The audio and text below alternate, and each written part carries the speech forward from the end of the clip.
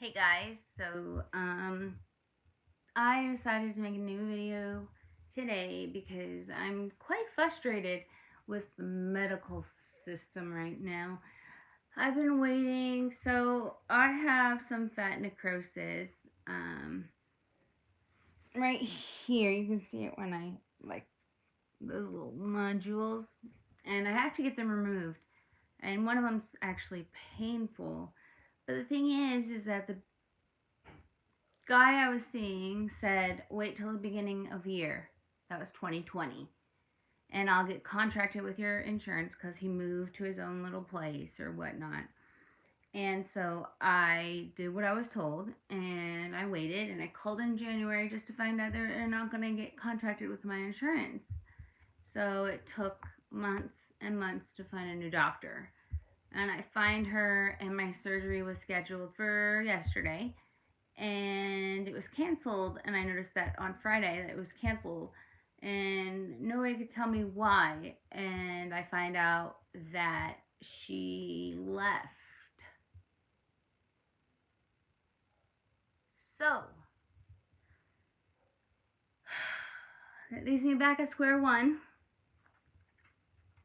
I have found another doctor. I have an appointment for June 7th for the initial consultation, not even surgery. Probably won't even get surgery till the end of summer. So it's kind of depressing because I've been waiting. If I have to do to the end of summer, it's going to be almost 2 years I've been waiting just to get this shit removed and like solved. And I don't know. It's really frustrating because you do what you're told, you do what you're told, you keep, everything is peachy keen, but like something ends up happening that it's like, okay, the best way I can put it is I saw her a month ago and she scheduled this surgery. So 1 month ago, she didn't know she was leaving. I don't know. It's just really depressing because I've been waiting so long. And sometimes people don't really understand the pain of things. After a while, it just gets to the point where you're just like, can I be done?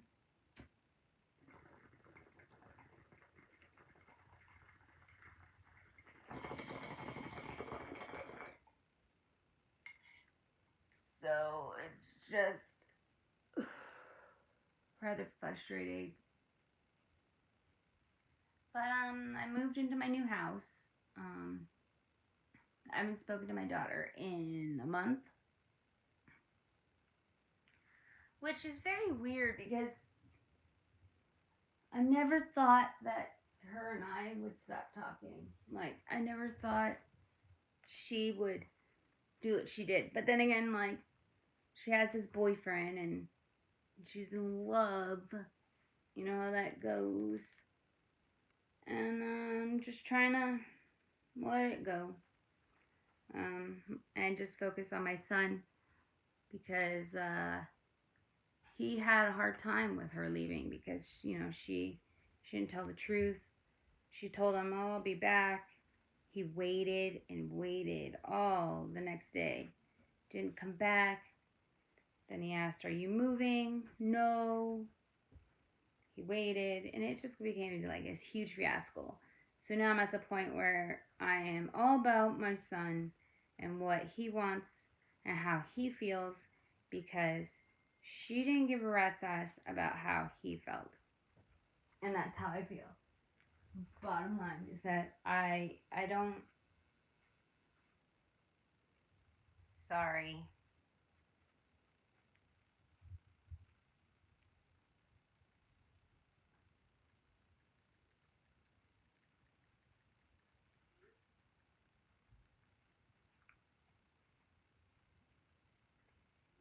So this is my life, okay? I will sit here and I will call my appointments, take care of my all of my emails that I need to, respond to. I will. I'll do all of that. I take care of the kids and stuff. Sorry, I don't know why this is weirdly off center. So I take care of everything, and then I go to chemo and such.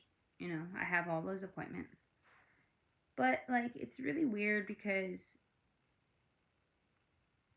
I sit here and I sit here, and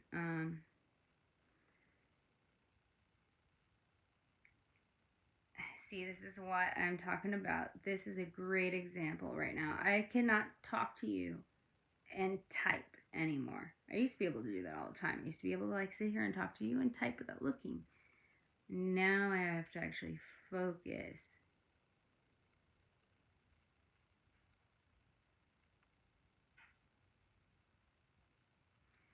And it's so weird because I never used to have to do that before. I never used to have to actually focus on what I was doing. And now I have to.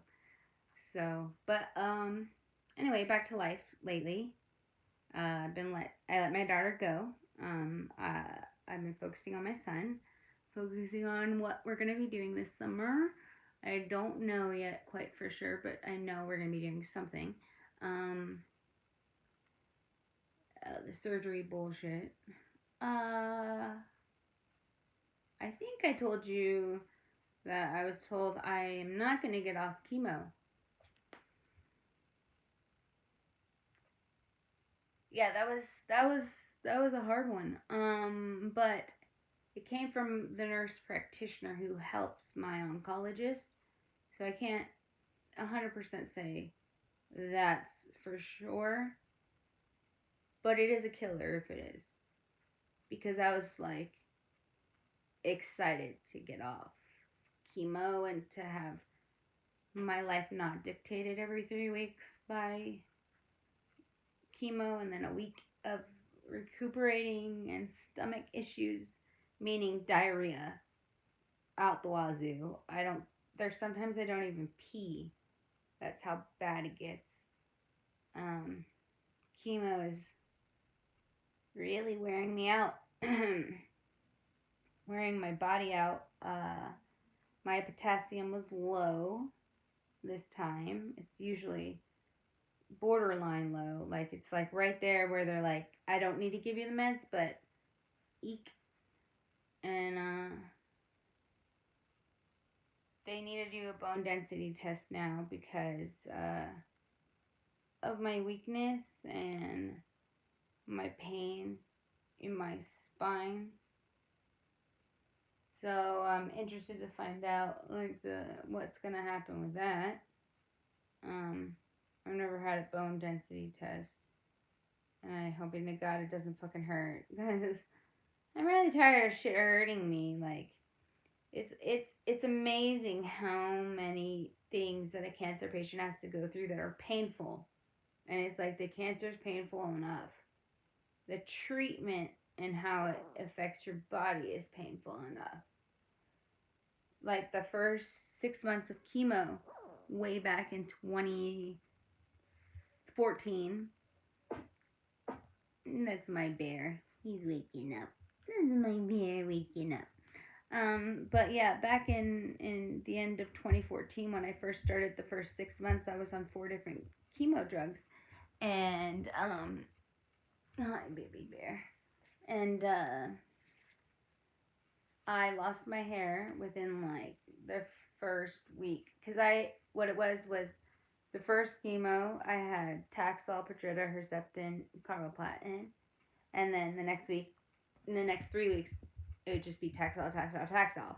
Then it'd be all 4, and Taxol, Taxol, you know, so on and so forth. But I lost my hair and everything else, and I was only supposed to be doing this for 5 years. And it's kind of like, you know, because I don't want,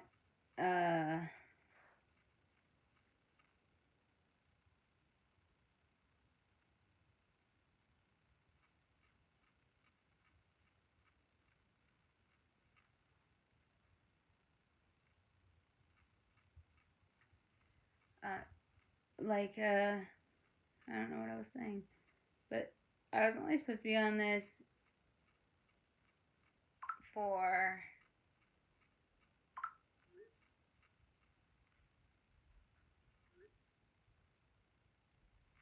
I was only supposed to be on this for 5 years. That's why I had counted down, because when I first started the 5 years, I was on Perjeta and Herceptin. And then halfway through, they took off the Perjeta to see how I did. And I'm doing well on just Herceptin. And I was only supposed to be on another 2.5 years. So that was kind of a big blow.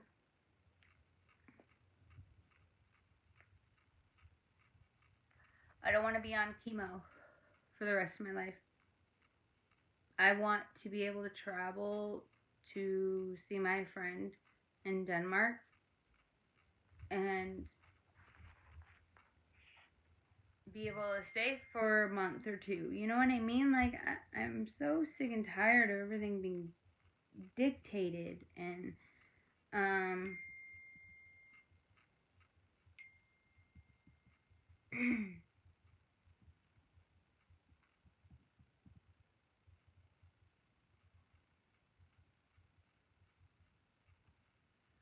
but I'm just so tired.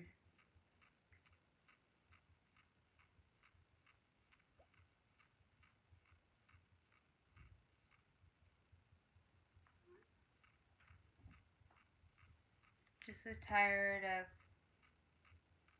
of not being able to,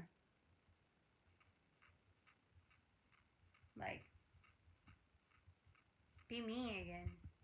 I miss that girl who went fucking window shopping every motherfucking day. No lie, no joke. I went to Target like every day just to go. And sometimes I just try on clothes, which you can't do right now because of coronavirus. But I miss all of that. I miss being able to just go out and drink if I wanted to at a bar, or go out to dinner and feel safe. I don't. And chemo has done that to me because, hey bear, you're hitting my little camera, mister. But chemo has done that to me because before I wouldn't have been afraid to be sick. Like when SARS virus came out, I was here, but I wasn't afraid. I mean, I was afraid, but not like this. Hell, I was afraid before coronavirus even came out. Like, I did not like to go out at all. And it's changed me because I feel like it's changed my courage, my independence, my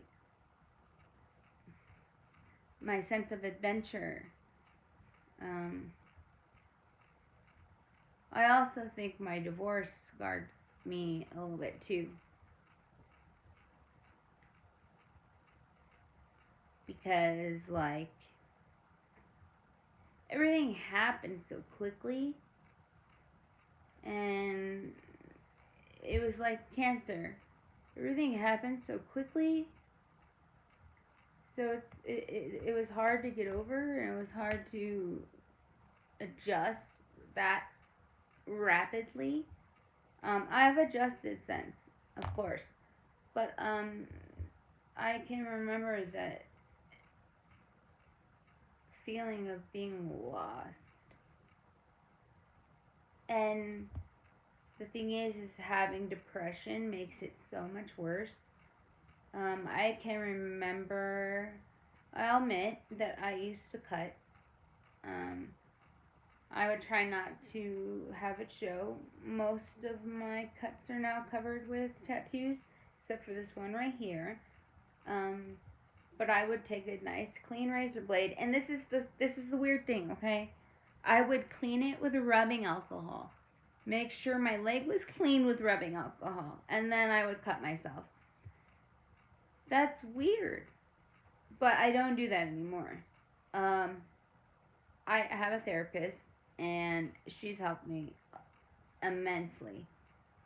But having depression and having something happen so quickly like that makes you feel less of a person. It makes you feel less of a, for me, of a woman, of a wife. And then cancer made me feel less like a woman, less alive, less future, less hope. Not, well, no, not that kind of hope, but like, I wanted to like be like, haha, you know, to my son when he has kids, you know, because he keeps saying he's not gonna have kids, he's never gonna get married, and I want to be the one that just jokingly says, haha, I told you you'd get married, haha, I told you you'd have a baby, and now it's like, am I gonna make it that far? And it's always been there. It's always in the back of my mind. You're stage 4 metastatic. There's nowhere else to go but terminal. And I have been fighting now for 7 years. And I am trying to continue to kick fucking ass. But let me tell you, it is exhausting physically. It's exhausting mentally. Because I can't remember things. Hell, I can't even type and talk to you guys. Like, it's just, it's yeah, it's something else. Like, it's hard.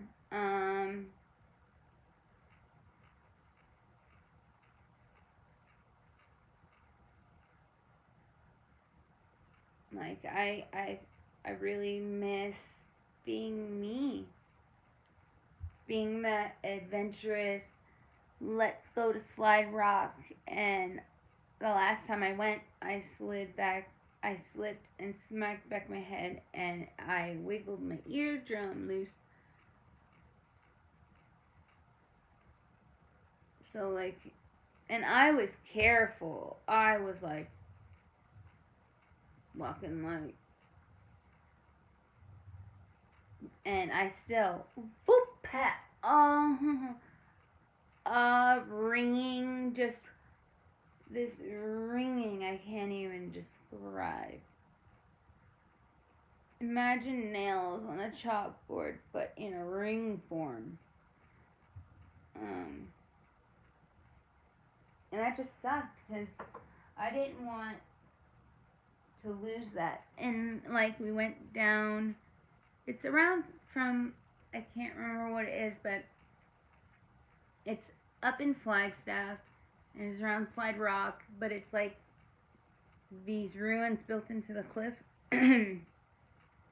But the fucking steps to get down there are redonkulous. Okay? There's so many steps. And I can't do that anymore. Like, I have 5 steps out front of my house, and I feel like that should be my workout. Just walk up and down those steps every day, and my ass would look good. Be good. Because I'm so fucking weak. But this move has helped me with my breathing, because I couldn't walk and talk. And, and so, like, I want to keep it up. Like, I don't want to go back to not being able to breathe. Like, I lifted something ridiculously heavy. Like, me. So, like, I have hope. But the depression is always there. The depression always lingers. The depression always is going to speak. No matter how much I try to shut her up. It's always going to be there. and she's an evil bitch, and I'm gonna try everything in my power to make sure I continue to slay her, because I do not want to disappear into nothingness. I don't want to be nothing. I want to be here forever. I want to see my son get married. I want to say, haha, told you so. I want to see him have babies, because he's a great man already, and he'll make a great husband. I know he will. Just because of the person he is towards me. He's gonna be a great man.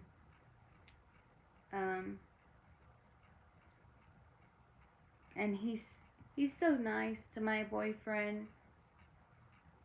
Like, and it makes my boyfriend feel so good inside too. Like, it's just really nice, you know? Like, this atmosphere right now in this new house without my daughter and her drama ass boyfriend. Like, she says we're drama, but like, we've been so peaceful. We eat together. We've been cooking. Like, without her drama that she says is us. Like, okay, what kind of drama are we having? Like, I've made 2 alcoholic drinks twice the past 2 or 3 nights in a row. Like, I've been drinking. I know I'm not really supposed to, but I'm just having fun in the new house, and like, it's fun. And I took a bath in that huge bathtub. Oh my god, it was amazing. It's like a fucking pool. It's like a little pool. I like it more than the one at the other house. So, like, we're gonna be fine. And she says it's us, and it's definitely not us. It's 100 billion trillion % not us. Because if it were us, then why are we sitting together watching TV every night? Why does my son say, I'm going to do this so tonight we can watch TV together? Why are we cooking and eating together? Like, we didn't do that before. And like I said, she says we're drama, and I can't see that. I think that the mistake was letting her boyfriend move in, because in 3 weeks everything went downhill, and now I haven't spoken to her in about a month. And it hurts, yeah, but she's an adult. She made her decision, and I whether I'm happy with it or not, it's her decision, and I have to respect that. And I have to realize that this is her life path. This is where her life is taking her. This is where she's going. So if that's where she's going and this is her life path, then I have to respect it. But anyway, I feel like being stoned makes me ramble. I'm gonna let you go because I think I've been on here way too long. But please share this channel with anyone who has cancer, because literally I think that having a community of people with cancer really helps. I have been on many forums, and I've had quite a few friends. One was turned into my best friend, and she's passed away since now. She's not here.